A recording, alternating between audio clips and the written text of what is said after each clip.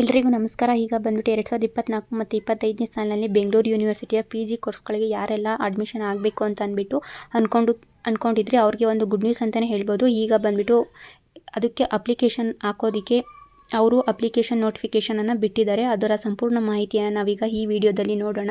So ಅದಕ್ಕೂ ಮುಂಚೆ ಯಾರಿನ ಚಾನಲ್ಗೆ ಸಬ್ಸ್ಕ್ರೈಬ್ ಮಾಡ್ಕೊಂಡಿಲ್ಲ ದಯವಿಟ್ಟು ಚಾನಲ್ಗೆ ಸಬ್ಸ್ಕ್ರೈಬ್ ಮಾಡ್ಕೊಳ್ಳಿ. ಫಸ್ಟು ನಾವು ಯಾವುದು ಕ್ರೋಮ್ ಬ್ರೌಸರ್ಗೆ ಬಂದು ಬೆಂಗಳೂರು ಯೂನಿವರ್ಸಿಟಿಯ ಅಫಿಷಿಯಲ್ ವೆಬ್ಸೈಟಿಗೆ ಬರಬೇಕು. ಅಲ್ಲಿ ಬಂದು ನೋಟಿಫಿಕೇಷನ್ ಅಂತ ಏನಿದೆ ಅಲ್ವಾ ಅದ್ರ ಮೇಲೆ ಕ್ಲಿಕ್ಕನ್ನು ಮಾಡಿಕೊಂಡ್ರೆ ಈ ಥರ ಒಂದು ಅನೌನ್ಸ್ಮೆಂಟ್ ಪೇಜು ಓಪನ್ ಆಗುತ್ತೆ. ಆ ಪೇಜ್ ಮೇಲೆ ಫಸ್ಟ್ ಇರೋವಂಥದ್ದು so notification for the PG courses 2024-25 ಅಂತ ಏನಿದೆ ಅದರ ಮೇಲೆ ನಾವು ಕ್ಲಿಕ್ಕನ್ನು ಮಾಡಿಕೊಂಡ್ರೆ ಇಲ್ಲಿ ನೋಡಿ ನೋಟಿಫಿಕೇಷನ್ನು ಪೇಜು ಓಪನ್ ಆಗುತ್ತೆ.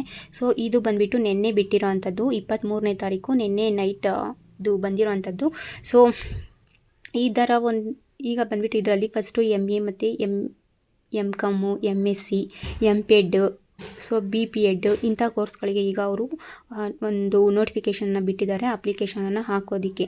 ಸೊ ಈಗ MAನಲ್ಲಿ ಬಂದುಬಿಟ್ಟು ಎಂಟ್ರೆನ್ಸ್ ಎಕ್ಸಾಮು ಒಂದು ಸಬ್ಜೆಕ್ಟ್ಗೆ ಇದೆ. ಅದು ಬಂದುಬಿಟ್ಟು ಸೋಷಿಯಲ್ ವರ್ಕ್ ಅನ್ನೋ ಸಬ್ಜೆಕ್ಟ್ನ ಯಾವ ಚೂಸ್ ಮಾಡ್ತೀರಾ ಆ ಒಂದು ವಿದ್ಯಾರ್ಥಿಗಳಿಗೆ ಬಂದುಬಿಟ್ಟು ಎಂಟ್ರೆನ್ಸ್ ಎಕ್ಸಾಮನ್ನು ಕಂಡಕ್ಟ್ ಮಾಡ್ತಾರೆ. ಅದನ್ನು ಬಿಟ್ಟರೆ ಬೇರೆ ಯಾವುದೇ ಸಬ್ಜೆಕ್ಟು ಕೂಡ ಬೆಂಗಳೂರು ಯೂನಿವರ್ಸಿಟಿ ಎಂಟ್ರೆನ್ಸ್ ಎಕ್ಸಾಮನ್ನು ಕಂಡಕ್ಟನ್ನು ಮಾಡೋದಿಲ್ಲ.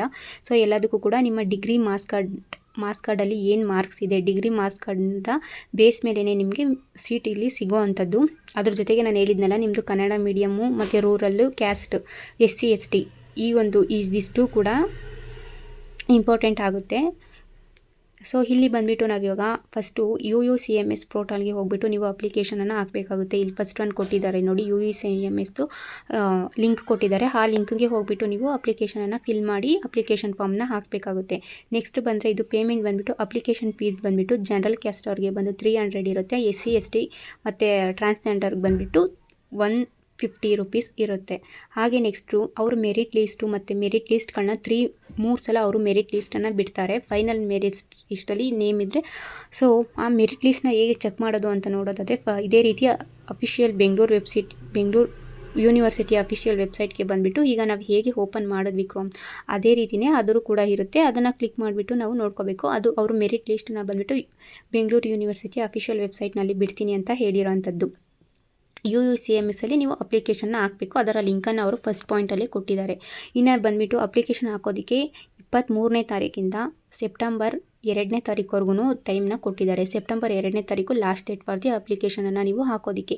ಹಾಗೆ 2ನೇ ತಾರೀಕು ಮೇಲೆ ನೀವೇನಾದರೂ ಹಾಕಿದ್ರೆ 4ನೇ ತಾರೀಕುವರೆಗೂ ನಿಮಗೆ 200 ರೂಪಿ ಫೈನ್ ಇರುತ್ತೆ.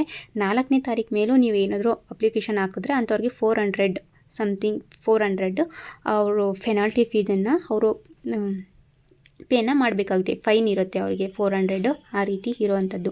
ಸೊ ಹಾಗೆ ಇಲ್ಲಿ ನೋಡಿ ಹೆಲ್ಪ್ಲೈನ್ ನಂಬರ್ನೂ ಕೂಡ ಕೊಟ್ಟಿದ್ದಾರೆ. ಬಟ್ ಅದಕ್ಕೆ ಯಾರು ಕಾಲ್ ಮಾಡೋಕ್ಕೆ ಹೋಗ್ಬಿಡಿ ಅವರು ಪಿಕ್ ಮಾಡೋದಿಲ್ಲ. ನೆಕ್ಸ್ಟು ಇಲ್ಲಿ ಡೀಟೇಲ್ಸ್ ನೋಡೋದಾದರೆ ಅಪ್ಲಿಕೇಶನ್ನ ಬಂದುಬಿಟ್ಟು ನೋಟಿಫಿಕೇಷನ್ ಆಗಿರೋವಂಥದ್ದು 23/8/2024ನೇ ತಾರೀಕು. ಹಾಗೆ ಅಪ್ಲಿಕೇಶನ್ ಹಾಕೋದಕ್ಕೆ ಲಾಸ್ಟ್ ಡೇಟ್ ಬಂದುಬಿಟ್ಟು 2/9/2024. Last date for the 200 penalty ಏನು ಹಾಕಿ ಅಪ್ಲಿಕೇಶನ್ ಹಾಕೋದಕ್ಕೆ 4ನೇ ತಾರೀಕು ಅವ್ರಿಗೆ 4/9/2024 ಲಾಸ್ಟ್ ಡೇಟ್ ಇರೋವಂಥದ್ದು. ದೆನ್ ಹಾಗೆ ಲಾಸ್ಟ್ ಹಾರ್ಡ್ ಕಾಪಿನ ಸಬ್ಮಿಟ್ ಮಾಡೋದಕ್ಕೆ ಲಾಸ್ಟ್ ಡೇಟು 5ನೇ ತಾರೀಕುವರೆಗೂ ಕೂಡ ಇರೋವಂಥದ್ದು. 5ನೇ ತಾರೀಕುವರೆಗೂ ಇದೆ. ಹಾಗೆ MAನಲ್ಲಿ ಬಂದುಬಿಟ್ಟು ಸೋಷಿಯಲ್ ವರ್ಕ್ ಡಿಪಾರ್ಟ್ಮೆಂಟ್ ಏನಿದೆ ಅವ್ರಿಗೆ ಮಾತ್ರ ಎಂಟ್ರೆನ್ಸ್ ಎಕ್ಸಾಮ್ ಇರುತ್ತೆ. ಅವ್ರಿಗೆ ಎಂಟ್ರೆನ್ಸ್ ಎಕ್ಸಾಮ್ನ ಹಾಲ್ ಟಿಕೆಟ್ನ ಬಂದುಬಿಟ್ಟು 6ನೇ ತಾರೀಕು ಕೊಡ್ತೀವಿ ಅಂತ ಇದರಲ್ಲಿ ಹಾಕಿದ್ದಾರೆ. ಎಕ್ಸಾಮನ್ನು ಯಾವಾಗ ಕಂಡಕ್ಟ್ ಮಾಡ್ತೀನಿ ಅಂತಲೂ ಕೂಡ ಅವರು ಇಲ್ಲಿ ಹೇಳಿದ್ದಾರೆ. 6ನೇ ತಾರೀಕು ಎಂಟ್ರೆನ್ಸ್ ಎಕ್ಸಾಮ್ನ ಒಂದು ಹಾಲ್ ಟಿಕೆಟನ್ನು ಅವರು ರಿಲೀಸ್ ಮಾಡ್ತಾರೆ. ಅದನ್ನು ನೀವು ಡೌನ್ಲೋಡ್ ಮಾಡಿಕೊಂಡು 9ನೇ ತಾರೀಕು ಎಂಟ್ರೆನ್ಸ್ ಎಕ್ಸಾಮು ಮಧ್ಯಾಹ್ನ 2 ಗಂಟೆಯಿಂದ 5 ಗಂಟೆವರೆಗೂ ಅವರು ಮಾಡ್ತಾರೆ. ಆ ಎಂಟ್ರೆನ್ಸ್ ಎಕ್ಸಾಮನ್ನು ನೀವು ಅಟೆಂಡನ್ನು ಮಾಡಬೇಕಾಗುತ್ತೆ. ನೆಕ್ಸ್ಟು 10ನೇ ತಾರೀಕು ಬಂದುಬಿಟ್ಟು ಅವರು ಫಸ್ಟ್ ರೌಂಡ್ ಮೆರಿಟ್ ಲಿಸ್ಟನ್ನು ಬೆಂಗಳೂರು ಯೂನಿವರ್ಸಿಟಿ ಅಫಿಷಿಯಲ್ ವೆಬ್ಸೈಟ್ನಲ್ಲೇ ಬಿಡ್ತಾರೆ. ಅಲ್ಲಿ ನೋಟಿಫಿಕೇಷನ್ ಅಂತ ಏನಿರುತ್ತಲ್ಲ ಅಲ್ಲಿ ಬಂದು ಕ್ಲಿಕ್ ಮಾಡಿಕೊಂಡು ನೀವು ಮೆರಿಟ್ ಲಿಸ್ಟನ್ನು ಓಪನ್ ಮಾಡಿ ನೋಡ್ಕೋಬೋದು. ಹಾಗೆ ಸೆಕೆಂಡ್ ರೌಂಡ್ ಮೆರಿಟ್ ಲಿಸ್ಟನ್ನು ಕೂಡ ಅವರು ಬಿಡ್ತಾರೆ. ಹಾಗೆ ಥರ್ಡ್ ರೌಂಡ್ ಮೆರಿಟ್ ಲಿಸ್ಟನ್ನು ಅವರು 12ನೇ ತಾರೀಕು ಸಾಯಂಕಾಲ 4 ಗಂಟೆಗೆ ಬಿಡ್ತಾರೆ. ಸೊ ಅದನ್ನು ನೀವು ಫೈನಲ್ ಮೆರಿಟ್ ಲಿಸ್ಟನ್ನು ನೋಡ್ಕೋಬೇಕಾಗುತ್ತೆ. ನೆಕ್ಸ್ಟು 13ನೇ ತಾರೀಕಿಂದ ಕೌನ್ಸಿಲಿಂಗು ಸ್ಟಾರ್ಟ್ ಆಗುತ್ತೆ. ಕೌನ್ಸಿಲಿಂಗ್ಗೆ ಒಂದು ದಿನ ಹಿಂದಿನ ದಿನವೇ ಅವರು ಫೈನಲ್ ಮೆರಿಟ್ ಲಿಸ್ಟನ್ನು ಬಿಡೋವಂಥದ್ದು. ಸೊ ಆ ಫೈನಲ್ ಮೆರಿಟ್ ಲಿಸ್ಟನ್ನು ನೋಡಿಕೊಂಡು ನೀವು ಕೌನ್ಸಿಲಿಂಗ್ಗೆ ಡಾಕ್ಯುಮೆಂಟ್ಸ್ಗಳನ್ನ ರೆಡಿ ಮಾಡ್ಕೋಬೇಕಾಗುತ್ತೆ. 13ನೇ ತಾರೀಕಿಂದ 18ನೇ ತಾರೀಕುವರೆಗೂ ಈ ಒಂದು ಕೌನ್ಸಿಲಿಂಗ್ ನಡೆಯುತ್ತೆ. 13ನೇ ತಾರೀಕು ಬಂದುಬಿಟ್ಟು MA ಮತ್ತು MCom ಅವರಿಗೆ ಕೌನ್ಸಿಲಿಂಗನ್ನು ಅವ್ರು ಕಂಡಕ್ಟ್ ಮಾಡ್ತಾರೆ. MSc ಅವರಿಗೆ 17 ಮತ್ತು 18ನೇ ತಾರೀಕು ಗೌರ್ಮೆಂಟ್ ಸೀಟು ಮತ್ತು ಪೇಮೆಂಟ್ ಸೀಟ್ಗೆ ಕೌನ್ಸಿಲಿಂಗ್ನ ಕಂಡಕ್ಟ್ ಮಾಡಿ ಸೀಟನ್ನು ಅವರು ಡಿಸ್ಟ್ರಿಬ್ಯೂಟನ್ನು ಮಾಡ್ತಾರೆ.